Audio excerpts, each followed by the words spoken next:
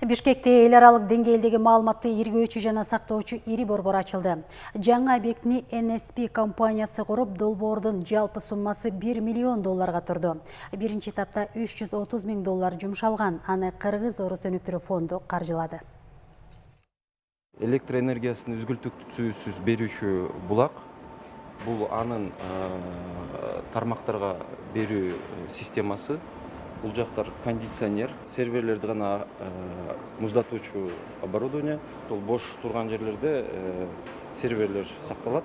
Компьютердеги маалыматтарды сактоочу жай. Азыр мында серверлер сакталуучу 7 кут орнотулган. Дагы 80ди жайгаштырууга мүмкүнчүлүк бар. Борбордун аянты 500 чарчы метр. Ишкана мында серверин сактаган кардарлар үчүн электрди үзгүлтүксүз берүүнү жана физикалык коопсуздукту камсыздайт. Ал эми сервердин ичиндеги маалыматты кардар гана билет.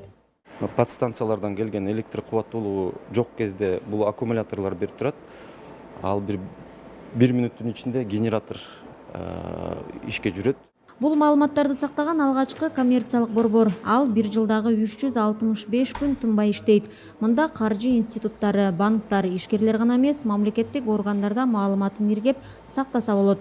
Жакшы жерибиз бар. Бизде электр энергия СНГ боюнча тарифтери ылдый. Үзгүлтүксүз булактар электр энергиядан 2 трансформаторлы подстанция курулган, генераторлук установкалар коюлган, 2 генерациялуу булактан дагы энергияны алып турабыз. Бул Чакан ГЭСтен и Токтогул ГЭСтен.